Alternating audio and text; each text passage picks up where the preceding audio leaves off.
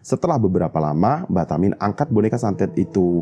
Terus dia tarik satu persatu rambut yang tadi dililitin ke badan boneka santet itu. Nah, bertepatan dengan Mbah Tamin narik rambut itu, mereka bertiga ini pada teriak-teriak kesakitan guys.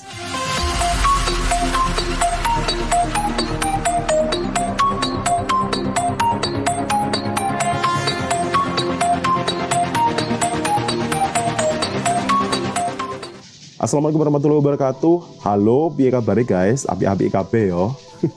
Nah, kalau kalian klik video ini udah ada di part pamungkas dari kisah Sewu Dino ya guys ya. Makasih banget buat kalian yang udah setia dengerin cerita ini sampai part terakhir ini. Tapi kalau ada yang tahu-tahu aja pas klik video ini udah langsung ke part 3 aja, ayo deh coba kalian lihat di kolom deskripsi ya. Ada link yang langsung OTW ke part 1 dan 2. Dan klik tuh dan lihat video itu deh. Maksudnya ya biar entar nyambung aja gitu ceritanya. Nah ya udah deh, daripada berlama-lama, langsung aja yuk kita ke part 3.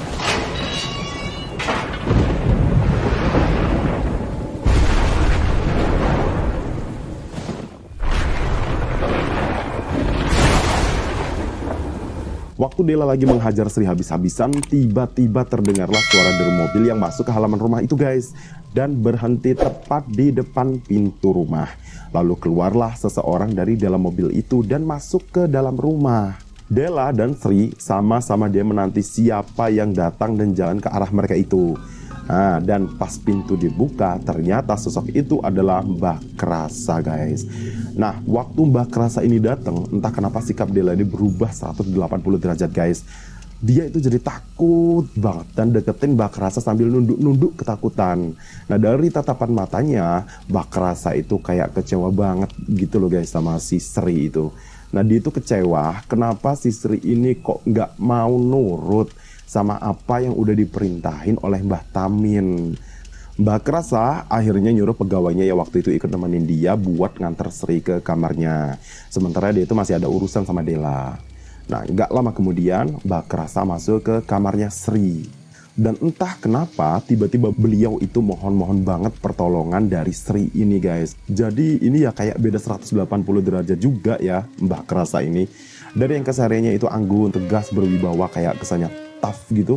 Terus tiba-tiba jadi kayak mohon-mohon gitu. Itu kan emang beda banget ya. Nah, cuma Sri yang waktu itu udah sebel sama Mbah Krasa ini nggak peduli sama permohonan dari Mbah Krasa ini guys.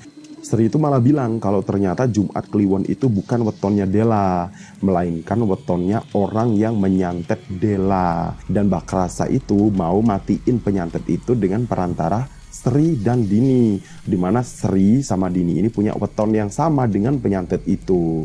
Nah, Mbah Krasa yang dengar perkataan Sri ini antara kagum dan gak nyaman juga ya sama Sri. Akhirnya itu tetap minta tolong ke Sri sekali lagi. Malah beliau itu sempat nangis-nangis sih sebelum akhirnya beliau itu pergi ninggalin Sri. Dan di sini Sri ini luluh juga hatinya guys.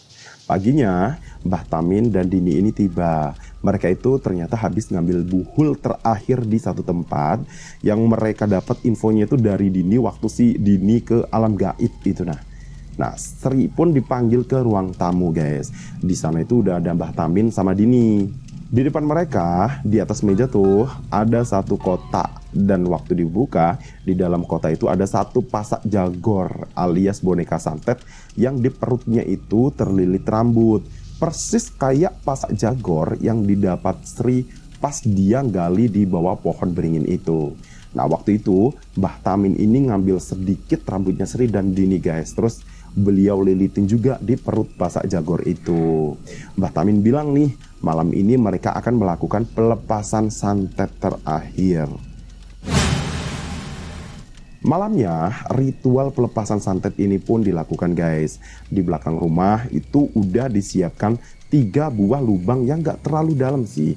Kayaknya ya lubang itu tuh digali dengan ukuran segedarnya aja. Yang penting cukup buat 1 orang duduk di dalamnya. Jadi Dela, Sri, sama Dini ini disuruh masuk ke dalam lubang itu guys. Kaki sama tangan mereka itu lalu diikat sama akar daun kelor. Terus Mbah Tamin ini kayak baca jampi-jampi sama bakar kemenyan gitu loh. Setelah beberapa lama Mbah Tamin angkat boneka santet itu. Terus dia tarik satu persatu rambut yang tadi dililitin ke badan boneka santet itu. Nah, Bertepatan dengan Mbah Tamin narik rambut itu, mereka bertiga ini pada teriak-teriak kesakitan guys. Nah kata Sri ya, rasa sakit yang dia rasakan waktu itu adalah satu-satunya rasa sakit yang pernah dia rasakan seumur hidupnya guys. Dia tuh ngerasa kayak dikuliti hidup-hidup, terus dagingnya itu kayak diiris-iris. Waktu itu juga, di tengah-tengah dia merasakan kesakitannya itu, tiba-tiba muncul bayangan-bayangan kejadian masa lalu guys, yang nampak dalam penglihatannya Sri. Dan dari bayangan-bayangan itulah si Sri ini bisa tahu apa yang sebenarnya terjadi. Nah waktu kesakitan itu, dia itu juga denger nih kayak suara pria yang ikut teriak sambil nyumpah-nyumpah gitu loh. Cuma teriakan ini kayaknya bukan cuma dia aja sih yang denger. Ya pokoknya chaos banget lah kejadian malam itu. Hingga akhirnya ritual pelepasan ini selesai setengah jam kemudian. Bella, Sri, dan Dini ini sama-sama terkulai lemes di dalam lubang itu guys. Tapi kayaknya cuma si Sri inilah yang paling parah. Soalnya dia itu sampai dibopong ke dalam kamarnya. Setelah beberapa menit istirahat dan bersih-bersih, Mbah Krasa masuk ke kamarnya Sri. Waktu itu Mbah Krasa ini bilang kalau dia tuh puas banget. Soalnya penyantet itu udah dapat balasan yang setimpal. Cuma Sri yang waktu itu sempat dapat semacam penglihatan ya, itu kayak nggak sepenuhnya setuju sama perkataan Mbah Krasa itu. Malah Sri ini sempat tanya tuh, sebenarnya yang jahat itu siapa? Si penyantet itu apa keluarga Mbah Krasa? Nah, Mbah Krasa yang dengar Sri ngomong itu jadi kaget ya. Dari mana Sri bisa tahu tentang kisah penyantetan itu? Nah, nggak cukup di situ aja guys. Waktu itu Sri juga bilang kalau keluarga Kuncoro, keluarga yang udah nyantet Della, itu adalah sebenarnya korban dari kelakuan Mbah Krasa. Karena keluarga Mbah Krasa inilah yang awalnya nyantet keluarga Kuncoro. Sampai keluarga Kuncoro itu habis dan tinggal satu orang aja. Nah, satu orang inilah yang bisa nangkal serangan santet Mbah Krasa. Jadi sepasang makhluk Banaroga dan Sengar Turih itu sebenarnya adalah makhluk peliharaannya keluarganya Atmojo. Nah karena keluarga Atmojo ini berseteru sama keluarga Kuncoro, entah karena masalah apa ya, akhirnya keluarga Atmojo itu melalui Mbah Krasa itu ngirim Banurogo dan Sengar Turih buat membunuh semua keluarga Kuncoro. Nah cuma ya kebetulan aja keturunan terakhir Kuncoro yang tersisa itu bisa nangkep Banarogo dan akhirnya maksa Sengar Turih buat nyerang balik keluarganya Atmojo melalui Della terlebih dahulu. Nah karena rahasia besarnya diketahui Sri, Mbah Krasa ini sempat ngancam Sri juga guys. Cuma ya mungkin karena Sri ini udah berjasa juga ya buat keluarganya, akhirnya Mbah Krasa ini malah nawarin Sri pekerjaan tetap buat ikut sama dia. Cuma ya udah jelas lah si Sri ini nolak ya, karena kan ya takut juga sih kalau harus ikut kerja sama keluarga psikopat kayak gitu. Nah karena kesel sama Sri yang udah tahu rahasia besarnya dan nolak juga waktu ditawarin kerjaan, Mbah Krasa ini langsung minta Sugi buat nganter Sri pulang pagi itu juga. Di tengah perjalanan, Sugi itu sempat cerita ke Sri tentang siapa Kuncoro itu. Yang ternyata dulu Sugi itu pernah ikut kerja sama keluarga Kuncoro guys. Ya sama sih, jadi sopir juga. Dan waktu itu keluarga Kuncoro ini sedang bersih tegang sama keluarga Atmojo. Nah, dan karena satu dan lain hal nih, Sugi itu berkhianat guys. Dia itu mau aja ditugasin keluarga Atmojo buat nanam buhul di rumah keluarga Kuncoro.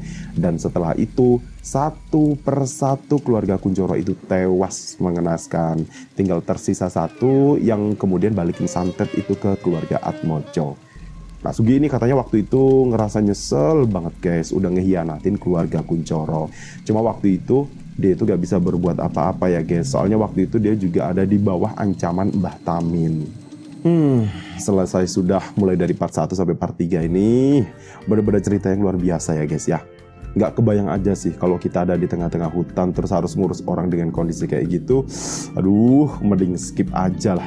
By the way, ngomong-ngomong, kalian punya cerita-cerita kayak gini juga nggak guys?